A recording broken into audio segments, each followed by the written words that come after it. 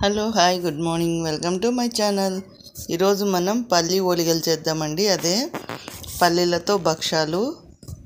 మా సైడ్ అయితే వేరుశనక్కాయల ఓలిగలు అంటామండి. వీటిని చాలా సింపుల్గా చేయొచ్చు. అలాగే ఇవి నెల రోజులు కూడా స్టోర్ ఉంటాయి, ఏమీ అవ్వవు, చెడిపోవు. ఫస్ట్ వీటికి కావాల్సినవి ఈ గ్లాస్తో 2 గ్లాసుల వేరుశనక్కాయలు తీసుకున్నానండి. వీటిని బాగా చిన్న మంట పైనే బాగా వేయించుకోవాలి. మనం ఇలా చేత్తో నలిపితే పైన పొట్టుపోవాలి, అంతవరకు కూడా బాగా వేయించుకోవాలండి. చిన్న మంట పైన వేయించుకోవడం వల్ల లోపలి వరకు కూడా బాగా ఫ్రై అవుతాయి వేరుశనక్కాయలు. ఇప్పుడు వీటిని బాగా వేయించుకున్న తర్వాత కొద్దిగా చల్లారి పెట్టుకోవాలండి. పూర్తిగా చల్లారిన తర్వాతే మనం మిక్సీకి వేసుకొని పౌడర్ చేసుకోవాలి. ఇలా వేడిగా ఉన్నప్పుడు వేయకూడదు, అంత టేస్ట్ ఉండదు.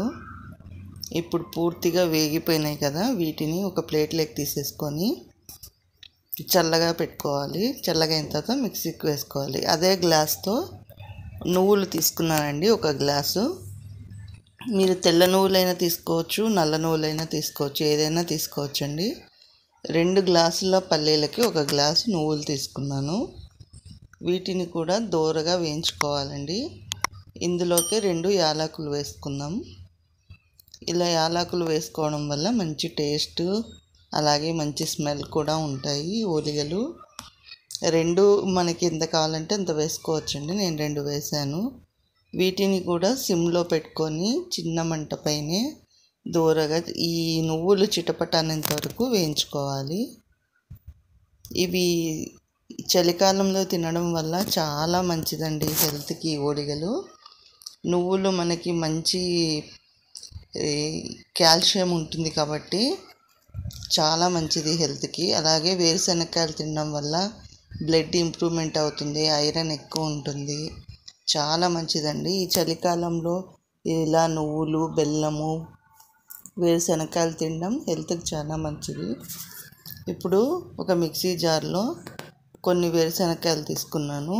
హాఫ్ తీసుకొని అందులో 1 కప్పు బెల్లం పొడి చేసుకోవాలండి. బెల్లం ఇలా మెత్తగా పొడి చేసుకొని దాన్ని 1 కప్పు బెల్లంని వేసేసానండి.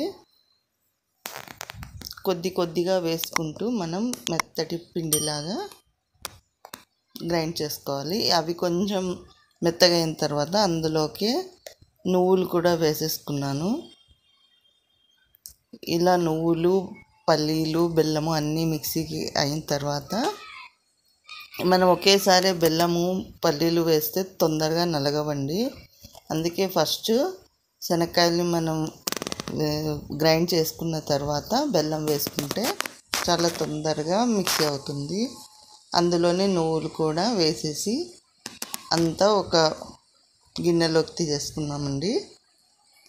ఇప్పుడు ఇలా 2 టైమ్స్ లేదా మీకు మిక్సీ జార్ని బట్టి కొద్దిగా వేసుకుంటూ 2-3 టైమ్స్ వేసిన పౌడర్ని ఇలా అంతా ఒక దగ్గర వేసి కలుపుకోవాలి. ఇది ఇలా కట్టడానికి వస్తే ఇప్పుడు వెంటనే చేసుకునేటట్టయితే పర్వాలేదండి. ఇది కొంచెం ఆరిందంటే పొడి అయిపోతుంది. చూడండి, ఇప్పుడు ఇలా కడితే ఉండవుతుంది కదా. కానీ మనం ఇలాగే డైరెక్ట్ చేసామంటే ఓలిగలు అంత నీట్గా రావు, కొంచెం విరిగిపోయినట్టుగా వస్తాయి. అందుకని వీటిని ఇలా చేయకుండా ఒక 5 మినిట్స్ పక్కన పెట్టేద్దామండి. ఇప్పుడు మనం మైదా పిండిని జల్లించుకొని, నేను 1/4 కేజీ మైదా పిండిని తీసుకున్నాను. 2 గ్లాసుల పల్లీలు అంటే అప్రాక్సిమేట్ 1/2 కేజీ పల్లీలకి 1/4 కేజీ మైదా పిండి తీసుకున్నానండి. ఇప్పుడు కరెక్ట్గా 1/4 కేజీ మైదా పిండి జల్లించుకొని ఇందులో కొంచెం ఉప్పు, కొద్దిగా నూనె వేసుకోవాలి.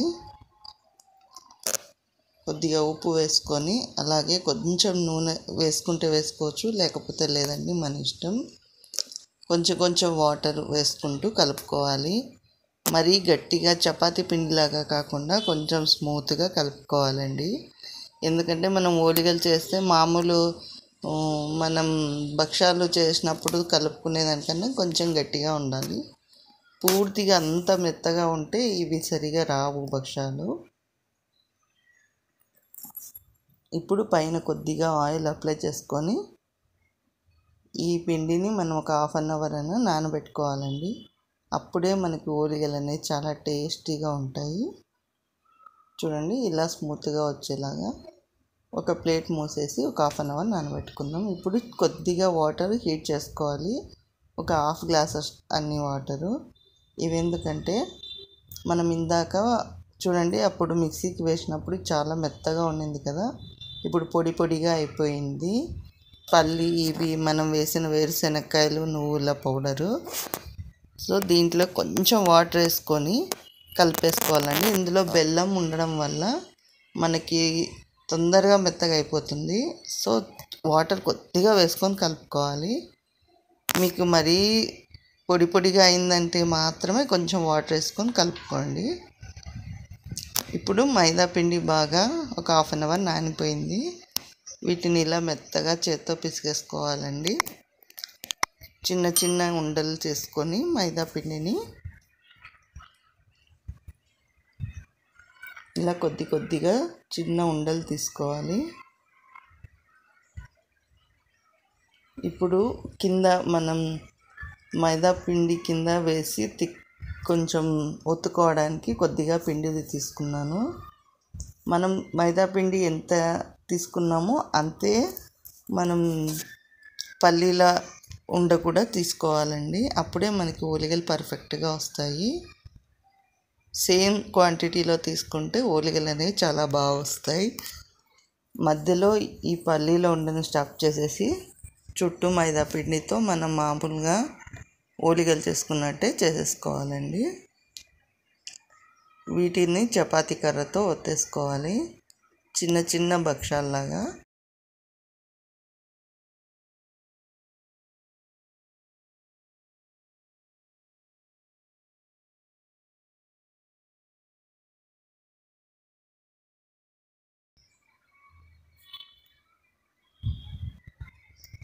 చూడండి, మరీ పల్చగా కాకుండా మరీ లావుగా కాకుండా ఇలా మీడియంగా చేసుకోవాలి. ఇవి మధ్య మధ్యలో అలా శనక్కాయలు తగులుతూ ఉంటాయండి.